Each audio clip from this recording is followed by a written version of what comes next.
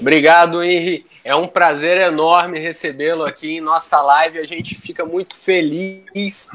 A gente queria agradecer muito o senhor poder participar da nossa live aqui. Nós, como público e plateia, que crescemos vendo o senhor pregando em canais e programas de TV, nos é gerado uma série de dúvidas e nós gostaríamos de esclarecer aqui com o senhor algumas dúvidas que nós temos. Amém. O Tiago vai fazer uma pergunta para o senhor agora. Tiago, faça sua pergunta. Vamos lá. Henri, eu vi que o senhor falou esses dias, eu vi numa entrevista sua, que o senhor falou que o Natal é uma data comercial. E eu concordo muito com isso. Eu entendo também que a tradição de dar presente no Natal vem da história dos 3 reis magos, né, que deram ouro, mirra e incenso. Eu ia até perguntar o que é mirra, mas eu prefiro perguntar o seguinte: o que o senhor acha das pessoas que usam da fé para fins comerciais? Bem, não só isso, né? O Natal, para mim, desde criança, sempre foi uma data muito triste, desde criança. Porque eu via no Natal, eu sou realista, eu sou racional. Eu tenho consciência universal. E depois estudei, daí por ordem do Altíssimo, porque eu sou teodidata. Eu estudei na escola só 3 anos, mas ele mandou estudar antropologia, biologia, eu fui obrigado a estudar com a condição dele. Muito bem, então o Natal é uma data, inclusive, da hipocrisia. Tu briga com o teu parente o ano inteiro, chega no Natal, tu vai lá abraçar ele e tal, depois passar um mês, de novo tá farpando ele. Então é uma data de hipocrisia. E muito bem, agora o principal negativo do Natal, além de ser uma data meramente comercial, o principal triste do Natal é que as crianças pobres, né, quando não tinha televisão até não era tão triste.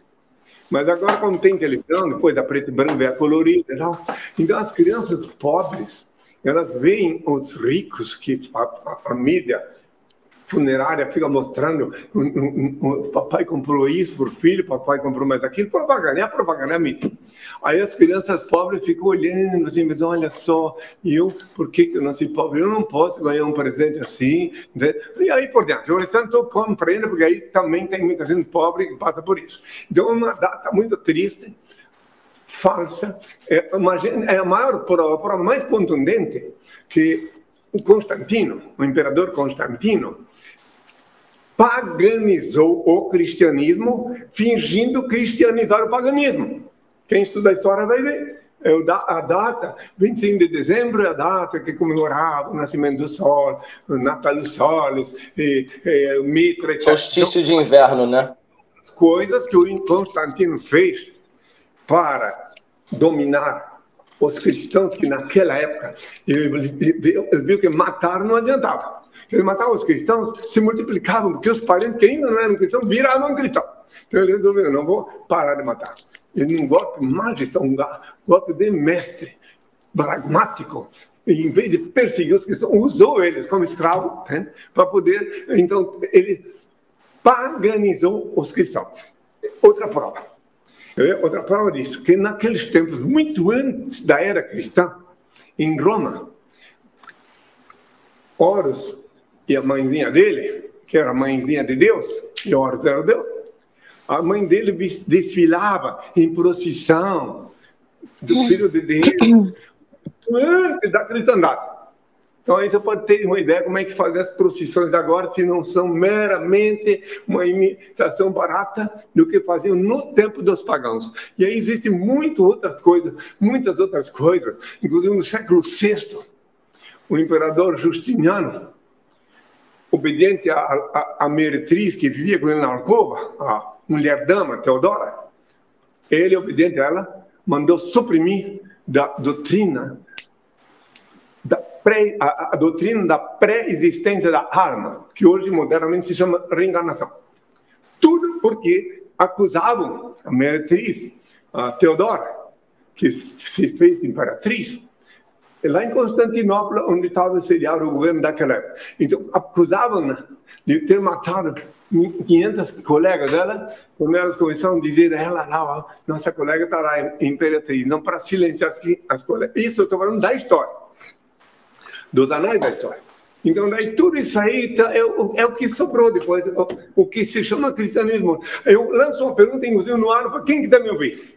Eu duvido que os que se pensam cristão, menos de 1% que se pensa cristão, faz o que eu mandei. A principal coisa que eu ensinei há 2 anos. A coisa mais importante que eu ensinei há 2 anos, mais importante, que é a libertadora doutrina que eu dei, que é para orar no quarto com a porta fechada. Que não precisa ir na igreja, não precisa ir em lugar nenhum. O teu lugar mais sagrado para falar com Deus é no teu quarto.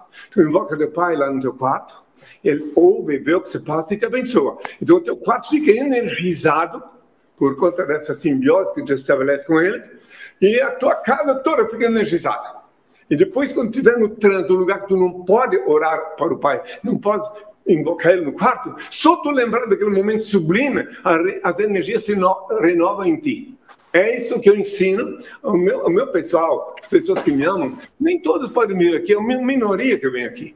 Mas eles aprenderam e dizem para mim, olha, agora aprendi a falar para o Pai diretamente. Então, se depois que eu disse, tu, quando orares, entra no teu quarto, fechar a porta, ora ao teu Pai Celeste, em segredo ele vê o que se passa e já pensou, Mateus 6, versículo 6, por que tu tens 6 escravos de cabresto religioso? Outra coisa mais importante, já que estamos falando desse assunto, só para finalizar essa parte da iconoclastia, contra os dogmas. Outra coisa muito importante, mas muito mesmo, que se tu estabelece o coloque com o Pai, preste bem atenção, se o Pai é onipresente, onisciente e onipotente, o meu Deus é o único ser criado, único eterno, único ser digno de adoração e veneração, onipresente, onipotente e onisciente, único Senhor do universo. Então ele, como ele é onipresente, preste bem, onipresente, o que quer dizer? Ele vivifica cada célula do teu corpo, cada partícula do teu sangue. Então tu não pode fugir dele nem na hora de cometer um pecado, não pode, ele vê tudo. Vai no banheiro, ele vê, tu te masturba, ele vê tudo. Então, muito bem. Agora, tu não pode fugir dele nem na hora de cometer um pecado. Por que tu precisa de um sem vergonha para te religar com ele? Por quê? Se a religião é a palavra emanada de latim. Então, se tu não foge, não pode. Ele está mantendo que tu pecas, ele está vendo. Ah, mas se Deus estivesse vendo tudo, ele não deixava. Não, ele deu livre-arbítrio ao homem.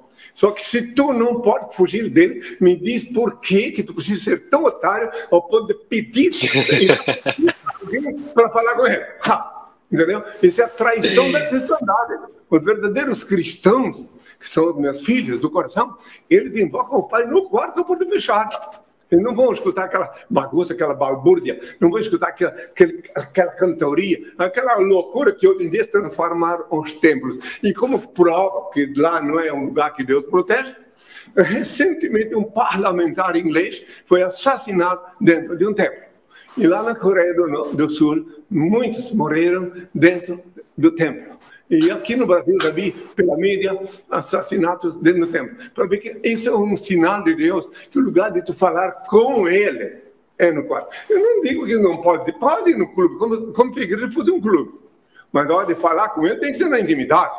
Tu vai na igreja, por acaso, quando tu vai no clube, tu vai ter relações carnais com tua companheira lá no clube, na frente de todo mundo? Não. Tu vai querer na intimidade.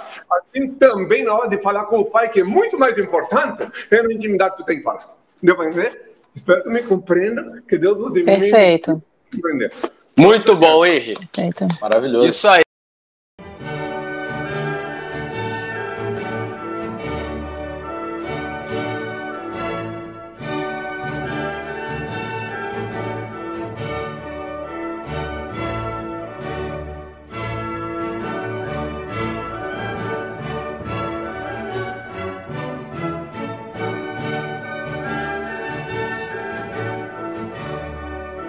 Eu me recuso a falar com qualquer pessoa que me falte com respeito. Porque eu não voltei aqui para ser julgado, voltei para julgar os vivos e os mortos. Me ponho à disposição para responder perguntas na medida que respeitem o meu direito de responder. Bem-aventurados pobres de espírito, o reino do céu será deles. Bem-aventurados mansos, eles herdarão a terra. Bem-aventurados que choram, eles serão consolados. Bem-aventurados que têm fome e sede de justiça, eles serão saciados. Bem-aventurados